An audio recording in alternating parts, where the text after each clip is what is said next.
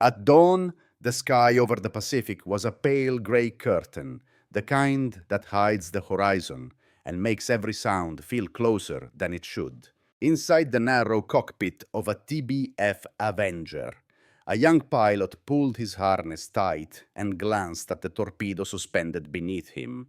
It was a Mark 13 torpedo, a weapon he had been trained to trust, yet one he knew might fail him when he needed it most. The engine's slow rumble vibrated through the frame steady, but heavy, as if the aircraft itself understood the weight of what was coming. Down below, waves rolled like sheets of dark steel. In those moments before takeoff, every pilot in the squadron understood the same quiet truth. Courage could carry a man through enemy fire, but it could not make a faulty weapon explode. And still they launched, because that was their duty. What none of them could know then was that the very aircraft they were flying, the TBF Avenger, would one day be remembered as the best torpedo bomber of World War II. But first, it would require a reckoning with failure, a battle not fought in the sky, but in the shadows of a broken system. What really happened to turn a flawed weapon into one of the most decisive tools of the Pacific War? The war in the Pacific did not wait for perfection. When the TBF Avenger first entered combat, it carried with it all the promise of American engineering. A powerful radial engine, long range, a sturdy frame, meant to survive punishment that would tear lesser aircraft apart. On paper, it was everything a modern torpedo bomber needed to be. But beneath its bomb bay hung a weapon that belonged to an earlier age. The Mark 13 torpedo, the Avenger's essential strike arm, had been designed when aircraft flew slower, lower, and under far less pressure. By 1942, those assumptions were dangerously outdated. The requirements for using a Mark 13 torpedo bordered on suicidal. Pilots were expected to fly straight and level at barely 130 miles per hour, at altitudes so low that a moment's hesitation could put their wingtips into the sea. They had to release at a precise distance and then continue on the same course, long enough for enemy gunners to lock on and fire. Every deviation increased the chance that the torpedo would veer off, dive too deep, strike the water incorrectly, or simply fail to arm. And even when dropped perfectly, the weapon often betrayed its crew. Yet the United States Navy had no alternative. Newport's torpedo station held a monopoly over torpedo design and production, and with congressional protection behind it, little changed. The flaws were known. Reports from training exercises revealed catastrophic failure rates. But the findings were buried, labeled confidential, or dismissed as pilot error. Then came the first real test, the opening battles of 1942. At Coral Sea at Midway, and across the early months of the Pacific War Squadron, after Squadron launched their TBF Avengers with the same grim determination. They flew into carriers ringed with anti-aircraft fire, only to watch their Mark 13 torpedoes strike hulls without exploding curve away in wide arcs or sink harmlessly before reaching their target. The aircraft performed, the men performed, the weapon did not. Midway exposed this truth in the starkest terms. Young crews, many barely out of training, pressed into their attack runs, knowing their torpedoes might never function. Most never returned. Those who did brought back stories that shook the confidence of the entire torpedo community. The Avenger could handle punishment, could endure fire, could bring its pilots home with holes in every surface. But the Mark 13 torpedo it carried made each mission a gamble with impossible odds. Still, the TBF Avenger was not yet finished. Beneath the heartbreak of those early failures lay the seeds of something greater, though no one at the time could see how. The aircraft that would someday be called the best torpedo bomber of World War II was still waiting for the weapon it deserved. By late 1942, the grim truth surrounding the Mark 13 torpedo could no longer be ignored. Torpedo squadrons had flown through the worst the Japanese Navy could throw at them, only to see their weapons falter at the moment of decision. Letters from the front heavily censored hinted at a despair no training manual had prepared them for. Pilots spoke of perfect attack runs, ending in silence of torpedoes, striking enemy ships without detonating of friends, lost to missions that felt less like combat and more like sacrifice. The turning point, however, did not begin in a Navy bureau or inside a weapons laboratory. It began on the concrete face of a dam in California, far from any battlefield. In early 1943, the National Defense Research Committee brought in a Caltech physicist named Charles Lauritsen to examine the torpedo problem. Lauritsen did not come from naval tradition. He came from physics, from the strict logic of hydrodynamics and impact forces. And when his team began high-speed filming of torpedoes striking water at Morris Dam, they uncovered what pilots had suspected for months. Almost everything the Navy believed about torpedo drops was wrong. The footage showed Mark 13 torpedoes tumbling in mid-air, slapping the water at disastrous angles, crushing internal mechanisms upon impact. Even the TBF Avenger, with all its rugged engineering, could not compensate for a weapon that was fundamentally unstable in flight. If the aircraft was ever to earn the title Best Torpedo Bomber of World War II, the torpedo itself had to be reinvented. Lauritsen's team experimented relentlessly. They studied the Japanese Type 91 torpedo and its wooden stabilizing boxes. They tested fins parachutes and drag plates, each revealing new insights and new limitations. The breakthrough finally came in two deceptively simple ideas: a lightweight aluminum ring fitted around the tail and a plywood collar mounted around the nose. The ring, what pilots later called the shroud, ring stabilized the Mark 13 torpedo during its fall and protected its delicate control surfaces. The nose collar, mockingly nicknamed the pickle barrel, slowed the torpedo just enough to ensure the correct entry angle at high speeds. Together they transformed the weapon's behavior. Test after test showed the same remarkable pattern: smooth water entry, straight underwater travel, reliable arming, and consistent detonation. For the first time, the TBF Avenger carried a torpedo that worked the way it should. But this new weapon was not yet official. The Bureau of Ordnance resisted questioning the modifications and the authority behind them. That did not stop the fleet. Squadron mechanics, desperate to save their pilots, quietly traveled to California to learn how to install the modifications themselves. Under dim workshop lights, they drilled, bolted, and measured until they could prepare a torpedo in minutes. They returned to their carriers with unofficial drawings tucked into their toolbox diagrams that would soon change the Pacific War. As 1944 approached, the transformation was ready to begin. The TBF Avenger was finally armed with a Mark 13 torpedo worthy of the aircraft that carried it. And the battles ahead would reveal just how powerful this union could be. The first true test of the modified Mark 13 torpedo came on June 19, 1944, during the Battle of the Philippine Sea. 8 Avengers from Task Force 58 rolled into their attack runs, dropping their torpedoes not from the old deadly altitudes of 100 feet, but from more than 600. What followed was something no American pilot had ever witnessed. Before the torpedoes entered the water, cleanly, almost silently, and began running straight toward the Japanese carrier Hiyo.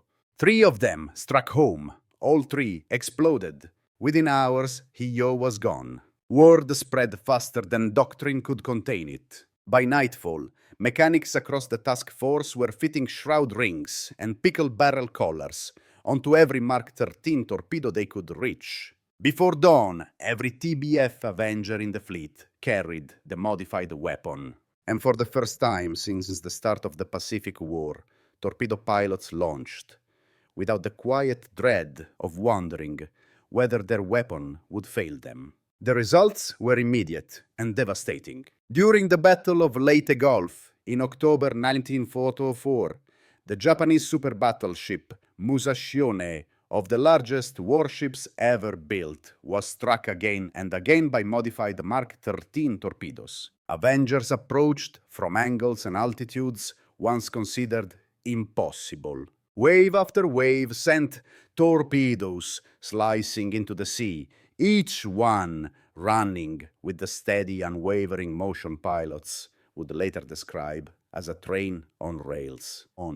19 torpedoes found their target. Every one that hit exploded. Musashi rolled and sank beneath the waves, taking more than 1,000 men with her. The next day, more Avengers, now confident in both aircraft and weapon, went after Yamato and her escorts. Torpedoes dropped from high-angle dives, entered the ocean with barely a ripple, tracking toward their targets with lethal precision. The effect on the Japanese fleet was immediate. Panic formations broke apart, gunners lost coordination, and ships that once shrugged off American torpedoes now feared them. The psychological shift alone changed the rhythm of the Pacific War. But the newfound power came at a price measured in memories, not machinery.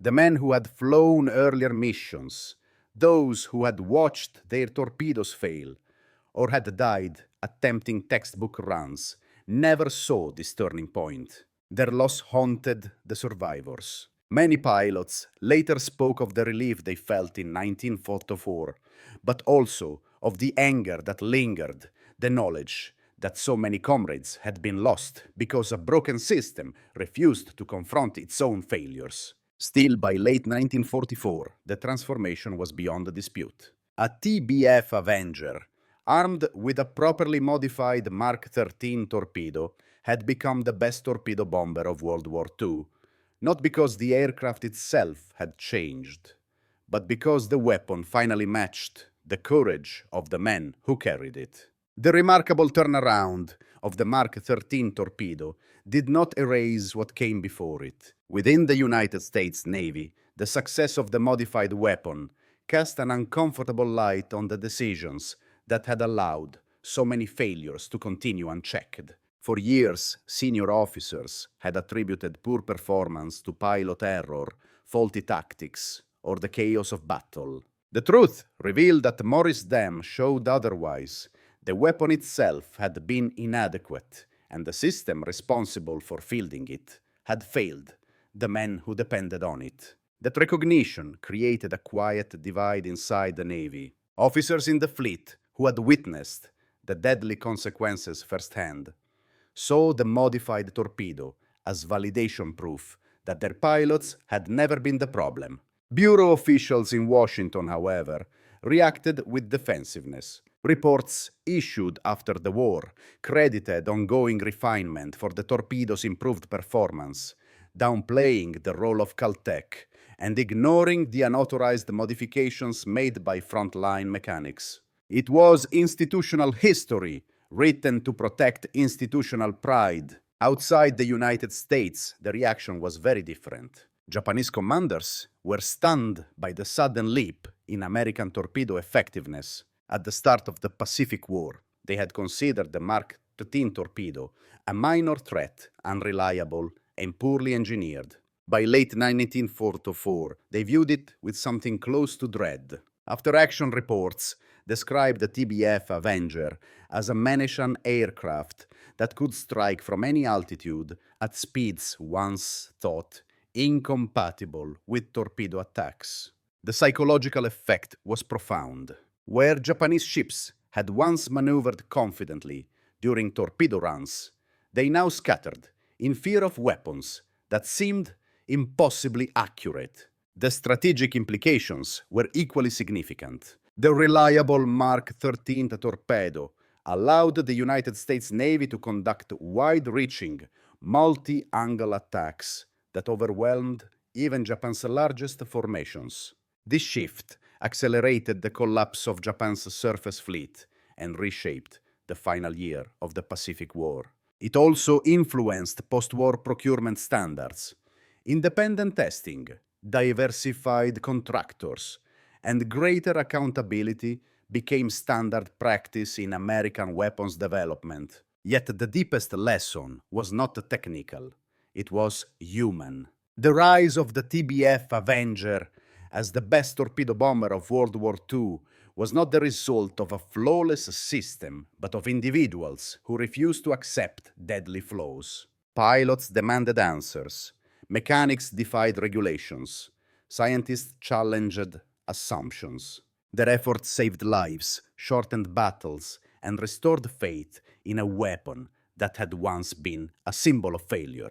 In the end, the story of the TBF Avenger is not simply the story of an aircraft. It is the story of what happens when human courage outpaces the tools it is given, and what can happen when people choose to fix what institutions ignore. The Avenger had always possessed the strength, range, and resilience to serve as the backbone of American carrier aviation. But it did not become the best torpedo bomber of World War II until the Mark 13 torpedo was finally transformed into the weapon its pilots had always needed. That transformation came not from official directives, but from a handful of scientists who questioned the impossible, from mechanics who worked through the night, drilling holes in metal they had no authorization to touch, and from squadron leaders who believed saving their men mattered more than following regulations. Their efforts reshaped the Pacific War. More importantly, they restored the trust that a pilot's bravery would not be wasted. Trust that the weapon beneath the wings of a TBF Avenger would strike true trust that sacrifice would finally have meaning.